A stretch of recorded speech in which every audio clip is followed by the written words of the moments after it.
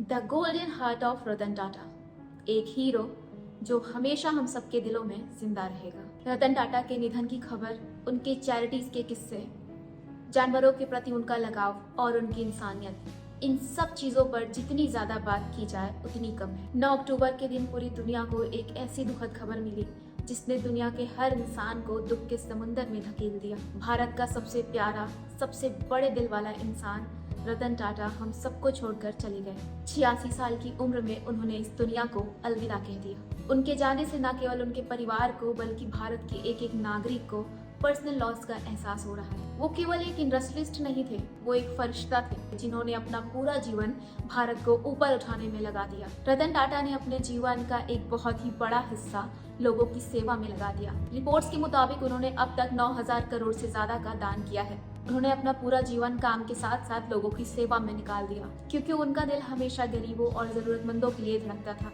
जिनके पास कुछ नहीं था। उन्होंने हर चीज, चाहे वो हेल्थ हो, एजुकेशन हो या फिर डेवलपमेंट हो, हर चीज में अपना योगदान दिया है। सभी जानते हैं कि रतन टाटा को एनिमल से कितना लगाव था। इसी से जुड़ा हुआ उनका एक बहुत बड़ा सपना था, खासकर स्ट्रे एनिमल्स के लिए जिन्हें वो बहुत प्यार करते थे। उन्होंने मुंबई में एक हॉस्पिटल खोला जो सिर्फ एनिमल्स के लिए था, जहाँ पे फ्री ट्रीटमेंट्स होती थी, जहाँ पे आप किसी भी स्ट्रे डॉग्स को ले जाकर उसका ट्रीटमेंट करवा सकते थे।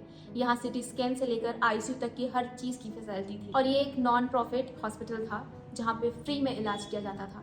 ये हॉस्पिटल खुलवाना किसी बिजनेस का पार्ट नहीं था, ये उनके दिल से आया हुआ एक इनिशिएटिव था जो वो जानवरों के लिए लेना चाहते थे। उनका ये बड़ा कदम ही जानवरों के प्रति उनका लगाव हम सबको दिखाता है। रतन टाटा का जन्म 27 दिसंबर 1937 में टाटा फैमिली में हुआ था, लेकिन उनका बचपन कुछ खास अच्छा नहीं था, क्योंकि 10 साल की उम्र में ही उनके माता पिता अलग हो गए थे। बचपन में उनका सबसे ज्यादा ख्याल उनकी दादी ने रखा है। उन्होंने ही उनको दान, इंसानियत, हर चीज के बारे में बताया और सिखाया।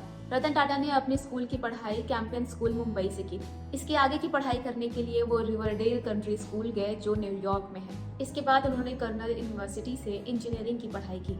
इसके अलावा उन्होंने 1975 में हार्वर्ड यूनिवर्सिटी से एडवांस मैनेजमेंट प्रोग्राम की डिग्री ली थी। उनके चाहने वाले तो उन्हें दुनिया की हर बड़ी कंपनी में देखना चाहते थे, लेकिन वो देश की सेवा करने के लिए और अपने लोगों के काम आने के लिए अपना फैमिली बिजनेस ज्वाइन कर लिए। हम सभी जानते हैं कि रतन टाटा ने कभी शादी नहीं की, लेकिन ऐसा नहीं है कि वो शादी करना नहीं चाहते थे। दरअसल जब वो पढ़ाई के बाद लॉस एंजलिस में जॉब कर रहे थे, उस दौरान उन्हें एक लड़की से प्यार हो गया था। प्यार ऐसा कि वो नहीं मिली तो उन्होंने कभी शादी तक नहीं की। दरअसल ये उस दौरान की बात है जब 1962 में इंडिया और चाइना के बीच लड़ाई छिड़ी थी।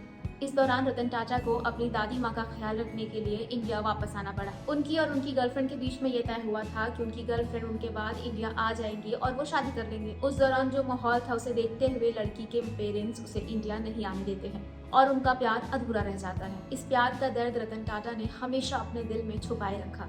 उन्होंने कभी भी उस लड़की का नाम दुनिया के सामने नहीं लिया। रतन टाटा के पास शादी के 4 मौके आए। अपनी जिम्मेदारियों के तले वो इस तरह दबे हुए थे कि कभी भी वो अपने पर्सनल लाइफ में उतना समय नहीं दे पाए और वो जीवन भर अकेले ही रहे। रतन टाटा का करियर पूरी दुनिया के लिए एक मिसाल है, एक ऐसा इंसान जो केवल मेहनत और इंसानियत में विश्वास रखता था। उन्होंने अपने करियर की शुरुआत में एक आम एम्प्लॉय की तरह काम किया था। टाटा स्टील के ब्लास्ट फर्नेस में उन्होंने चुनाई और शॉवलिंग जैसे काम किए थे। वो अपनी फैमिली के रिचेस्ट मेंबर थे, लेकिन उन्होंने हमेशा जमीन से जुड़े रहकर ही काम करना सीखा। 1991 में रतन टाटा ने टाटा ग्रुप की कमांड संभाली और उस दिन से ही उनका ये सपना था कि आम से आम व्यक्ति भी हर टेक्नोलॉजी का उपयोग करे, उसका फायदा उठा सके। और इसी सपने को ध्यान में रखते हुए उन्होंने लॉन्च किया था टाटा नैनो। टाटा नैनो एक ऐसी कार थी जिसे हर आम इंसान अफोर्ड कर सकता था।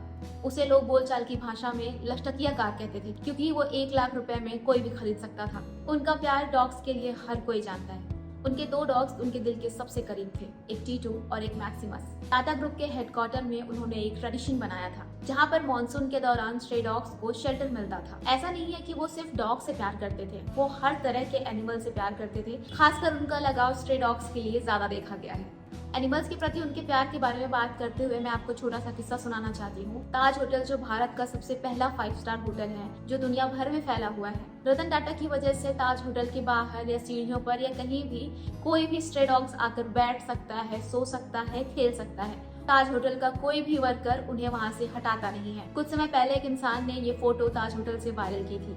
और ये लिखकर बताया था कि यहाँ पर स्ट्रे डॉग्स के आने पर कोई रोक टोक नहीं है। अब जब रतन टाटा हमारे बीच नहीं है तो लोगों का ध्यान इस पर गया है कि टाटा ग्रुप की कमान अब कौन संभालेगा। रतन टाटा ने कुछ साल पहले ही अपने एक्टिव पोजीशन से रिटायरमेंट ले ली थी, लेकिन उसके बाद भी वो बतौर गाइड हमेशा कंपनी के साथ बने रहे। जहाँ तक टाटा ग्रुप की कमान संभालने की बात है, इन सब के बीच में एक काबिल नाम सामने आता है, जो है नोएल टाटा। नोएल टाटा रतन टाटा के हाफ ब्रदर हैं।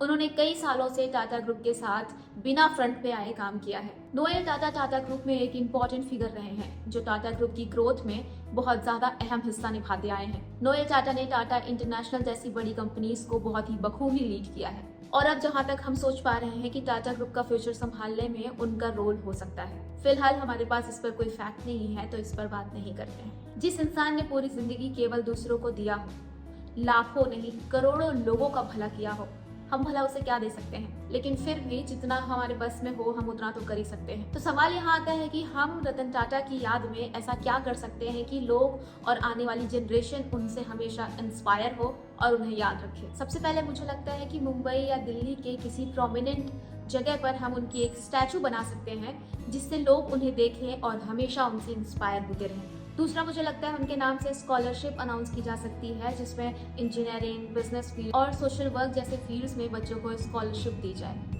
और एक जो सबसे अहम है, शायद ये अब तक हो जाना चाहिए था, अभी तक नहीं हुआ, भारत रत्न, जो भारत का सबसे बड़ा सिविलियन अवार्ड है। मुझे लगता है कि रतन टाटा से बढ़कर भारत में ऐसा सिविलियन कौन ही होगा जिसे भारत रत्न दिया जाए। पहले ही उनके नाम कर दिया जाना चाहिए था, लेकिन फिलहाल अगर हम बात कर रहे हैं कि हम उन्हें क्या दे सकते हैं, तो अब भी हम उनके लिए कर सकते हैं। हम एक दिन के लिए पूरे भारत में शोक अवकाश कर सकते हैं, जिससे एक दिन तक लोग उन्हें याद करें और उनके अच्छे किए कामों से इंस्पायर होकर अच्छाई और दान में विश्वास बढ़ाएं। इसके अलावा मुझे एक चीज लगती है जो हमें करना चाहिए, ताकि आने वाली जनरेशन में लोग इंसानियत के प्रति उनका लगाव देखकर उनसे इंस्पायर हो सके और कुछ सीखें। रतन टाटा डे हमें साल में एक ऐसा दिन मनाना चाहिए जो पूरा उनके लिए और उनके कामों से इंस्पायर हो। उस दिन हमें लोगों की सेवा करनी चाहिए, जितने अच्छे से अच्छे काम हो सके हमें उस दिन करना चाहिए रतन टाटा की याद में। मुझे पूरी उम्मीद है कि रतन टाटा अपने प्यारे डॉग टीटो के साथ स्वर्ग में बैठे होंगे और हम सभी को देख रहे होंगे और ये देखकर खुश हो रहे होंगे कि उन्होंने इतने सालों तक जो हमारे लिए किया है, हम सब के दिल में उनके लिए कितनी मोहब्बत है और हम सब उनके जाने से कितने ज़्यादा दुखी हैं।